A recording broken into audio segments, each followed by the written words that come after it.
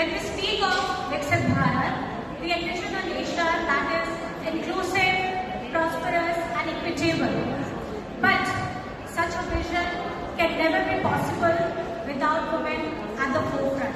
They are not just the participants in the development, they are the leaders, they are the innovators, they are the decision makers. In Jharkhand, we see this every day.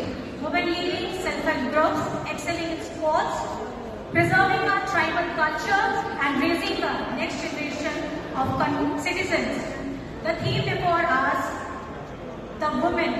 The word woman, it is so powerful and it is not rhetorical.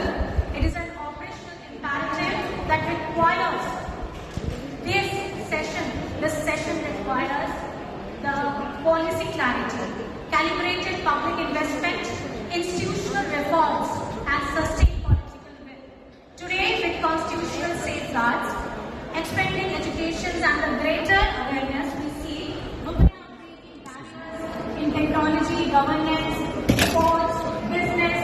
Yet, despite progress, we must admit that women still continue to face the structural barriers. Low participation in the labor force, wage gaps, limited access to credit, concerns about safety and underrepresentation in politics. We must accept that their representation and their recognition are still not commensurate with their potential. In Jharkhand, we draw strength from our tribal heritage, where the women play a central role in the economy, particularly in agriculture, forest produce and handicraft. I am proud to say that Jharkhand has placed women at the center of its development agenda. Our girls in Jharkhand have shown outstanding achievements in sports, from the hockey fields to athletics, carrying the name of the state, carrying the name of the nation to the global platforms. In Jharkhand, we have recognized the empowering women is not an option, it is a necessity. The state government has taken a bold step to ensure women are not left at the margin, but they are placed at the center of the development.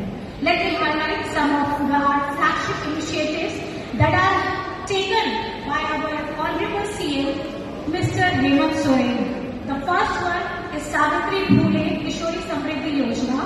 It is covering nearly the 8 lakh girls. This scheme ensures financial assistance up to the rupees 40,000 to each girl, so that she can continue her study till the age of 18. It is designed to stop school dropouts and prevent child marriages.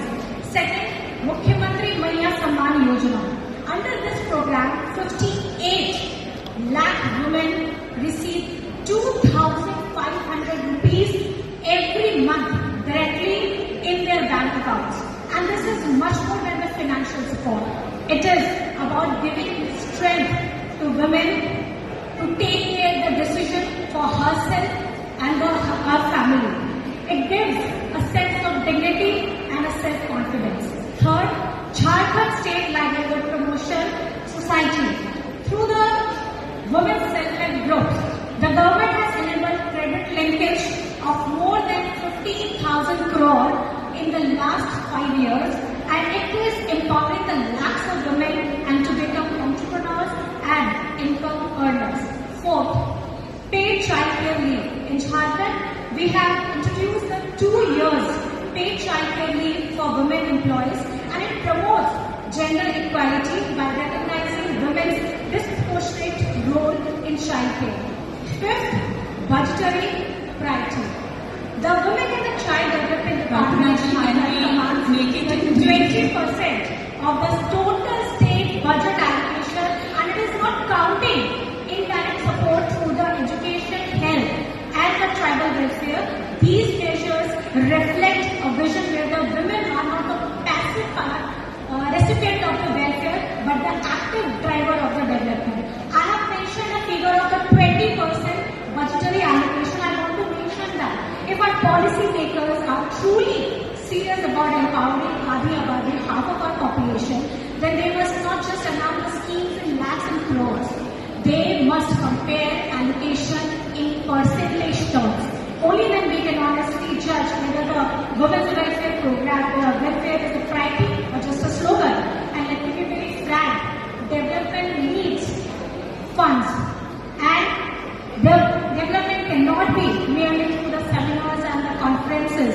It needs complete and the concrete budgetary allocation. I must, with due respect, draw the attention to the union government's record. The Ministry of the Women and the Child Development has allocated around the 26,000 crore. At a first glance, it seems impressive, but let me ask you a complex question. Is it enough?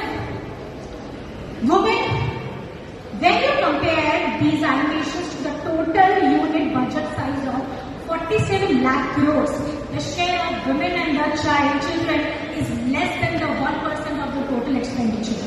And when you look closely, most of the money goes to the routine schemes like the ICDS and the Quotient 2.0 schemes that are necessary. Yes, but far from sufficient. I'm sorry. Challenging change in India when it comes to the budgetary priorities, women are still at the margins. Ma'am, with due respect, I know there are other people also. Yes, ma'am. Thank you so much, ma'am. Just because I just want to end in 2 minutes, ma'am.